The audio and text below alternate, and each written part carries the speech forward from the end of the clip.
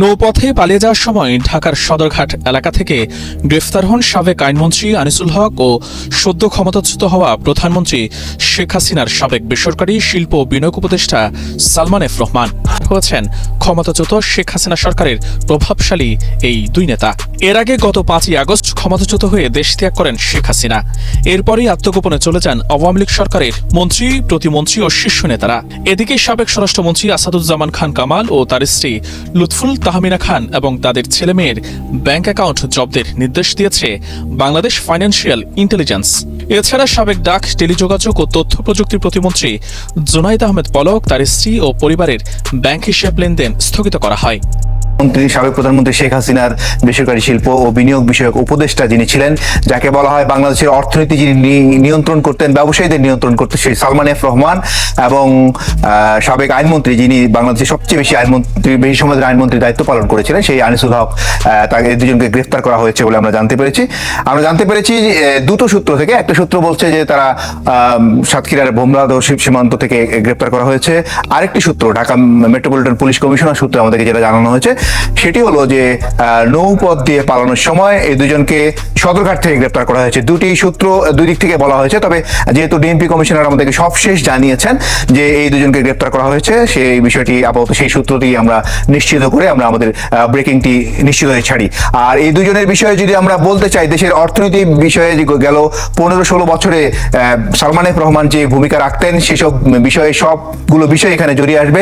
তবে এখন পর্যন্ত স্পেসিফিক কোন বিষয়ে তাদেরকে গ্রেপ্তার করা হয়েছে অথবা কোন মামলায় গ্রেপ্তার করা হয়েছে সেটি এখন পর্যন্ত পুলিশের পক্ষ থেকে নিশ্চয়তা দেওয়া হয়নি এবং পুলিশ আমাদেরকে সেটি কনফার্মও করেনি। তবে এতটুকু নিশ্চয়তা দিয়েছে তারা যে এই দুজনকে গ্রেপ্তার করা হয়েছে, যারা কিনা সদরঘাট দিয়ে তারা পালাতে চেয়েছিলেন বলে পুলিশ সূত্র বলছে। তো দেশের বিচার বিভাগ নিয়ন্ত্রণ করতেন আনিসুল হক, তার বিরুদ্ধে অনেক অভিযোগ ছিল। আমরা অনেক সাংবাদিকরা তার বিরুদ্ধে সংবাদ প্রকাশ করতে পারিনি। তিনি একটি বিচারকদের সিন্ডিকেট নিয়ন্ত্রণ করতেন, আমরা কাছ থেকে দেখেছি। এবং সেই আনিসুল হককে আজকে গ্রেপ্তার করা হয়েছে। কিছু অভিযোগে, সুনির্দিষ্ট অভিযোগে পুলিশ গ্রেপ্তার করেছে বলে পুলিশ থেকে কনফার্ম করেছে। আর সালমান এফ রহমানের বিষয়ে যদি আমরা বলি, তিনি দেশের বেশি বাণিজ্য বিভাগে যিনি মাফিয়া বলা হয় সেটি তিনি নিয়ন্ত্রণ করতেন, তাকেও গ্রেপ্তার করা হয়েছে। সব মিলিয়ে একই দিনে স্বরাষ্ট্র এবং পররাষ্ট্র উপদেষ্টার দুটো বক্তব্য নিয়ে অন্তর্বর্তীকালীন সরকারের ব্যাপারে সাধারণ মানুষ এবং 24-এর গণঅভ্যুত্থানের মূল শক্তি ছাত্র সমাজের মধ্যে এক ধরনের ক্ষোভ তৈরি হয়েছে। এই ক্ষোভ থেকে অন্তর্বর্তীকালীন সরকারের ব্যাপারে এক ধরনের অবিশ্বাস, অনাস্থার বহিঃপ্রকাশ ঘটছে। অনেকে প্রকাশ্যে সমালোচনা করতে শুরু করেছেন। বাংলাদেশের রাজনীতিকে চিরতরে স্বৈরাচার এবং দুর্নীতিবাজ মুক্ত করার যে স্পিরিট নিয়ে 24-এর গণঅভ্যুত্থানে ছাত্র জনতা জীবন দিয়ে বাংলাদেশকে স্বৈরাচার মুক্ত করেছে, সেই স্পিরিট স্বরাষ্ট্র উপদেষ্টা ধারণ করেন না, এমন মন্তব্য অনেকেই করছেন। কেউ কেউ বলার চেষ্টা করছেন, ভারতের দাসত্ব করবার জন্য কি ছাত্র জনতা জীবন দিয়েছে? আমরা ভারতের সাথে যে সকল অসম চুক্তি হয়েছে সেগুলোর বাতিল চাই, কিন্তু পররাষ্ট্র উপদেষ্টা বলেছেন যে সমস্ত চুক্তিগুলো আছে সেগুলো আগের মতোই থাকবে। ফলে স্বরাষ্ট্র উপদেষ্টা এবং পররাষ্ট্র উপদেষ্টার বক্তব্য নিয়ে সাধারণ মানুষ এবং ছাত্র সমাজের মধ্যে ক্ষোভ তৈরি হয়েছে। স্বরাষ্ট্র উপদেষ্টার বক্তব্যে মনে হয়েছে তিনি চান শেখ হাসিনা দেশে ফিরে আসুক, আওয়ামী লীগের রাজনীতির হাল ধরুক এবং আওয়ামী লীগ দল গুছিয়ে পরবর্তী নির্বাচনে অংশগ্রহণ করুক। শেখ হাসিনা দেশে ফিরে আসুক, সেটা আমরাও চাই। আমরা চাই এই সরকার তাকে দেশে ফিরিয়ে আনুক তার বিচার করবার জন্য। শেখ হাসিনা দেশে ফিরে আসলে কি তিনি দল গোছানোর সুযোগ পাবেন? তিনি যত অপরাধ করেছেন, যত অন্যায় করেছেন, যেভাবে মানুষ মারার নির্দেশ দিয়েছেন, তারপরও তিনি কি জেলের বাইরে থাকবেন যে তিনি দল গোছাতে পারবেন? স্বরাষ্ট্র উপদেষ্টা বলছেন আপনি দেশে ফিরে আসুন এবং আওয়ামী লীগের হাল ধরে দল গোছান। হ্যাঁ, তিনি এটাও বলেছেন কোনো ধরনের বিশৃঙ্খলা সৃষ্টির চেষ্টা করবেন না। কিন্তু শেখ হাসিনা দেশে ফিরে আসলো এবং তাকে বিচারের মুখোমুখি হতে হলো না, তিনি দল গোছালেন। এর চেয়ে বড় রসিকতা এদেশের ছাত্র জনতার সাথে, যারা 2024-এর এই গণঅভ্যুত্থানে জীবন দিয়েছে, লড়াই করেছে, তাদের সাথে আর কিছু হতে পারে না। যদিও আমি মনে করি স্বরাষ্ট্র উপদেষ্টা এটা মিন করেন নাই, কারণ ডক্টর ইউনূসের নেতৃত্বে যে অন্তর্বর্তীকালীন সরকার গঠিত হয়েছে, 2-3 জন বাদ দিলে বাকি সব উপদেষ্টা সম্পর্কে ব্যক্তিগতভাবে জানি, তাদেরকে ব্যক্তিগতভাবে চিনি, অনেকের সাথে ব্যক্তিগত আলাপ হয়েছে, আলোচনা সভা, সেমিনারে তাদের সাথে দেখা হয়েছে, কথা হয়েছে, এবং তারা কিভাবে দেখেন এই দেশটাকে, তারা কিভাবে এই দেশটাকে গড়তে চান, কি ভাবেন, সে ব্যাপারে আমাদের একটা ধারণা আছে। সুতরাং স্বরাষ্ট্র উপদেষ্টা শেখ হাসিনাকে দেশে ফিরিয়ে এনে আওয়ামী লীগকে আবারও পুনর্বাসিত করার একটা পরিকল্পনা করছেন এবং এ ধরনের কোনো একটা এজেন্ডা নিয়ে তিনি এই বক্তব্য দিয়েছেন, সেটা আমি মনে করি না। কিন্তু আমরা একটা সেন্সিটিভ সময় পার করছি, বাংলাদেশের ইতিহাসে অনেক বড় একটা ট্রানজিশন পার করছি আমরা। এই সময়ে সাধারণ মানুষ এবং ছাত্র সমাজের সেন্টিমেন্টকে সম্মান জানিয়ে তাদেরকে কনফিডেন্সে রেখেই রাষ্ট্র পরিচালনা করার বিষয়টি ভাবা উচিত এবং সেই অনুযায়ী বক্তব্য দেওয়া উচিত। এমন কোনো বক্তব্য যাতে সামনে না আসে যেটা বিভ্রান্তি তৈরি করতে পারে, বিভক্তি তৈরি করতে পারে। এবং যে অন্তর্বর্তীকালীন সরকারটা গঠিত হয়েছে, যাদের উপরে আমাদের অনেক প্রত্যাশা, এই সরকার বাংলাদেশকে এমন একটা রাষ্ট্রে পরিণত করবে যেখানে আর কোনোদিন কোনো স্বৈরাচারের জন্ম হবে না। আমরা এই প্রত্যাশা করি এই অন্তর্বর্তীকালীন সরকারের কাছে এবং আমরা এটাও বিশ্বাস করি তারা সেই লক্ষ্যেই অগ্রসর হচ্ছে। কিন্তু এর আগেও আমার অনেকগুলো ভিডিওতে আমি বলেছি, রাজনৈতিক বিষয়গুলোকে রাজনৈতিকভাবে মোকাবেলা করতে হয়। রাষ্ট্র পরিচালনা করতে গেলে বিভিন্ন প্রশ্ন আসতে পারে, বিভিন্ন রাজনৈতিক প্রশ্ন আসতে পারে, সেটাকে রাজনৈতিকভাবেই উত্তর দেওয়াটা জরুরি। রাজনৈতিক চ্যালেঞ্জগুলোকে রাজনৈতিকভাবে মোকাবেলা করাটা জরুরি। এ কারণে আমি বলেছিলাম, এর আগে যখন অন্তর্বর্তী সরকার গঠিত হয়নি তখন আমি বলেছিলাম আমি এমন একটা সরকার চাই যেখানে সিভিল সোসাইটির পাশাপাশি রাজনৈতিক অংশগ্রহণ থাকবে, কারণ রাজনৈতিক বিষয়গুলোকে রাজনীতি দিয়েই মোকাবেলা করতে হয়। শেখ হাসিনা এই ভুলটা করেছিলেন। তার সরকার শিক্ষার্থীদের আন্দোলন, রাজনৈতিক বিষয়টাকে তারা রাজনৈতিকভাবে মোকাবেলা না করে বল প্রয়োগ করে সেটাকে দমন করতে চেয়েছিল এবং সেখান থেকেই শেখ হাসিনার পতনের শুরু। কিন্তু যেহেতু এই সরকারে কোনো রাজনৈতিক অংশগ্রহণ নেই, তাই রাজনৈতিক অনেক প্রশ্নে অনেক ধরনের কনফিউশন তৈরি হতে পারে, অনেক ধরনের বিভ্রান্তি তৈরি হতে পারে। এবং এখন যে পরিস্থিতিটা তৈরি হয়েছে স্বরাষ্ট্র উপদেষ্টার বক্তব্যের মধ্য দিয়ে, এ ধরনের আরো পরিস্থিতি তৈরি হতে পারে। কিন্তু আমাদেরকে ধৈর্য ধারণ করতে হবে এবং এই অন্তর্বর্তী সরকারকে সময় দিতে হবে যাতে তারা আমরা যেরকম দেশের স্বপ্ন দেখি সেরকম একটা দেশ গঠনের প্রথম পদক্ষেপগুলো গ্রহণ করতে পারে।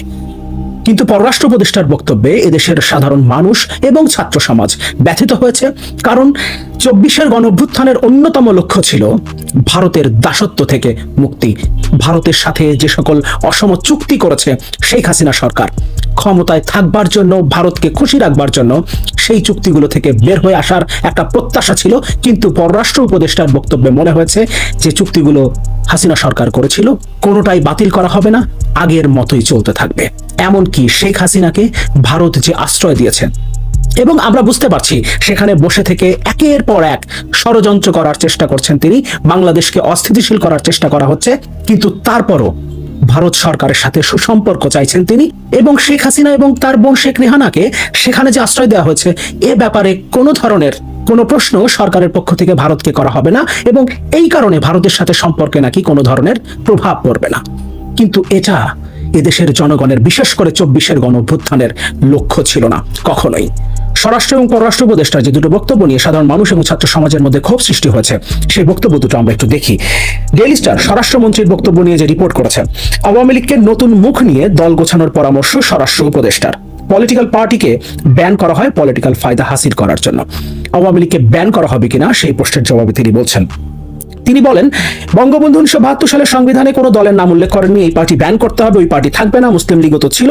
পলিটিক্যাল পার্টিকে ব্যান করা হয় পলিটিক্যাল ফায়দা হাসিল করার জন্য। আমি যেটা বলতে চাই না, অর্থাৎ আওয়ামী লীগ থাকবে। এমনকি তিনি শেখ হাসিনাকে বাংলাদেশে আসতে বলেছেন, এসে দল গোছানোর কথা বলেছেন। অবশ্য তিনি বলেছেন আপনি বিশৃঙ্খলা সৃষ্টি করবেন না, কিন্তু দেশে এসে দল গোছান। 1972 সালের সংবিধানে কোনো দলকে ব্যান করা না হলেও 1975 সালে শেখ মুজিব যে সবগুলো পার্টিকে ব্যান করে দিয়েছিল, সেই কথা হয়তোবা স্বরাষ্ট্র উপদেষ্টার মনে নেই। তিনি আরো বলছেন, 21 বছর প্রধানমন্ত্রিত্ব করেছেন, আপনি স্বেচ্ছায় চলে গেছেন, আপনাকে তো কেউ যেতে বলে নাই, আপনি স্বেচ্ছায় গেছেন, ভালো থাকেন, আবার আসেন। আমরা সবাই আপনাকে শ্রদ্ধা করি না, আমরা সবাই তাকে শ্রদ্ধা করি না। দেশের মানুষের বুকে, দেশের ছাত্র সমাজের বুকে গুলি চালানোর নির্দেশ যে প্রধানমন্ত্রী দেয় তাকে আমরা শ্রদ্ধা করি না। এমন কোন রাজনীতিবিদকে আমরা বাংলাদেশের রাজনীতিতে দেখতে চাই না। কালের কণ্ঠ হেডলাইন করেছে, নাগরিকত্ব যায়নি, দেশে ফিরে আসেন শেখ হাসিনাকে স্বরাষ্ট্র উপদেষ্টা। শেখ হাসিনাকে উদ্দেশ্য করে স্বরাষ্ট্র উপদেষ্টা ব্রিগেডিয়ার জেনারেল অবসরপ্রাপ্ত এম সাখাওয়াত হোসেন বলেছেন, আওয়ামী লীগ সভানেত্রীকে বলছি আপনি দেশে ফিরে আসেন, আপনার নাগরিকত্ব তো চলে যায়নি। আওয়ামী লীগ দেশের অন্যতম একটি বড় দল, এ দলে অনেক ভালো মানুষ আছে, তাদের অনেককে আমি ব্যক্তিগতভাবে চিনি, অথচ তারা এখন পালিয়ে বেড়াচ্ছে। আপনারা দল গোছান, আপনারা তো নিষিদ্ধ না। সাখাওয়াত হোসেন হঠাৎ করে আওয়ামী লীগের অনেক ভালো মানুষকে চেনেন, তারা পালিয়ে বেড়াচ্ছেন, এই কথাগুলো কেন বলছেন? তিনি আওয়ামী লীগকে প্রভোগ করছেন কেন? দল গোছানোর জন্য। এবং তিনি শেখ হাসিনাকে দেশে আসতে বলছেন, তাকে সবাই শ্রদ্ধা করে সেটা তিনি বলছেন। এমনকি তিনি বলছেন বাংলাদেশে তার নাগরিকত্ব যায়নি, আওয়ামী লীগকে ব্যান করা হবে না। এই কথাগুলোর মধ্য দিয়ে তিনি আসলে কি বোঝাতে চেয়েছেন সেটা হয়তোবা তিনি নিজেই বলতে পারবেন, কিন্তু সাধারণ মানুষ বিষয়টাকে ভালোভাবে নেয়নি। কিন্তু আমি আবারও বলি, সাখাওয়াত হোসেনকে যতটুকু জানি তাতে আওয়ামী লীগকে পুনর্বাসিত করবার জন্য কোনো এজেন্ডা নিয়ে তিনি কাজ করছেন এটা আমি বিশ্বাস করি না। কিন্তু এই সেন্সিটিভ সময়ে সাধারণ মানুষের নার্ভ বুঝে কথা বলাটা অত্যন্ত জরুরি, না হলে আমরা যে বিজয় অর্জন করেছি এই বিজয় হাতছাড়া হয়ে যেতে পারে। ভারতের সাথে সম্পর্ক প্রসঙ্গে পররাষ্ট্র উপদেষ্টা যেটা বলছেন, শেখ হাসিনা ভারতে থাকলে ওই দেশের সঙ্গে সম্পর্ক নষ্টের কোনো কারণ নেই। তিনি বলেন, যাদের সঙ্গে যে ধরনের চুক্তি বা কমিটমেন্ট আছে সেগুলো অবশ্যই আমাদের রক্ষা করতে হবে। আমি আরেকবার পড়ি, যাদের সঙ্গে যে ধরনের চুক্তি বা কমিটমেন্ট আছে সেগুলো অবশ্যই আমাদের রক্ষা করতে হবে, কিন্তু 24-এর গণঅভ্যুত্থানের অন্যতম লক্ষ্য ছিল ভারত সহ অন্য প্রত্যেকটা দেশ, চীন, রাশিয়া, যাদের সাথে আমাদের অসম চুক্তি আছে সেই চুক্তিগুলো বাতিল করতে হবে। বিশেষ করে ভারতের শৃঙ্খল মুক্ত হবার জন্য যে সকল অসম চুক্তি করেছে শেখ হাসিনা সরকার, শুধুমাত্র ক্ষমতায় টিকে থাকতে, ভারতকে খুশি রাখতে, এমনকি চীনের সাথেও এই ধরনের অনেক চুক্তি আছে, সেই চুক্তিগুলো বাতিল করতে হবে। এটা ছিল 24-এর গণঅভ্যুত্থানের অন্যতম একটা স্পিরিট, কিন্তু সেটাকে গুরুত্ব তিনি দিচ্ছেন না। সাবেক প্রধানমন্ত্রী শেখ হাসিনা ভারতে থাকলে ওই দেশের সঙ্গে সম্পর্ক নষ্টের কোনো কারণ নেই বলে মন্তব্য করেছেন অন্তর্বর্তীকালীন সরকারের পররাষ্ট্র উপদেষ্টা তৌহিদ হোসেন।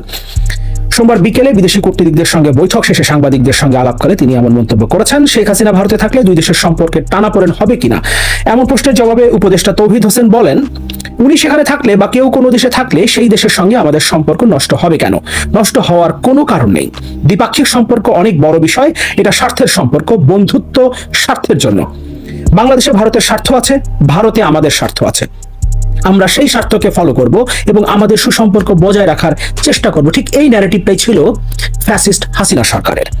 স্বরাষ্ট্র এবং পররাষ্ট্র উপদেষ্টা বিষয়গুলোকে যেভাবে দেখছেন, এদেশের সাধারণ মানুষ এবং ছাত্র সমাজ যারা 24-এর গণঅভ্যুত্থানের রাজপথে থেকে জীবন দিয়ে দেশকে স্বৈরাচার মুক্ত করেছে, তারা এভাবে ভাবছেন না। এদেশের মানুষ চায় শেখ হাসিনাকে দেশে ফিরিয়ে আনা হোক, তার বিচার করবার জন্য, তাকে কাঠগড়ায় দাঁড় করানোর জন্য। শেখ হাসিনা স্বেচ্ছায় দেশে ফিরে আসবেন এবং মুক্তভাবে চলাচল করবেন, রাজনীতি করবেন, দল গোছাবেন, সেটাই দেশের মানুষ কোনোদিনও মেনে নেবে না। পাশাপাশি ভারত, চীন, রাশিয়ার মতো দেশগুলোর সাথে স্বৈরাচার হাসিনা সরকার শুধুমাত্র ক্ষমতায় টিকে থাকতে যে অসম চুক্তিগুলো করেছে সেই চুক্তিগুলো কন্টিনিউ করবে, এটাও এই দেশের মানুষ মেনে নেবে না। আমরা বিশ্বাস করি আপনারা এই দেশটাকে নতুন করে গড়ে তোলার লক্ষ্যেই কাজ করে যাচ্ছেন। এই কারণে স্বরাষ্ট্র এবং পররাষ্ট্র উপদেষ্টা সহ অন্তর্বর্তী সরকারের সকল উপদেষ্টার কাছে আমাদের অনুরোধ, জনগণের পালস বুঝে 24-এর গণঅভ্যুত্থানের যে স্পিরিট সেটাকে ধারণ করে আপনারা কথা বলবেন এবং আপনারা সেই অনুযায়ী এই রাষ্ট্রের সংস্কার করবার চেষ্টা করবেন।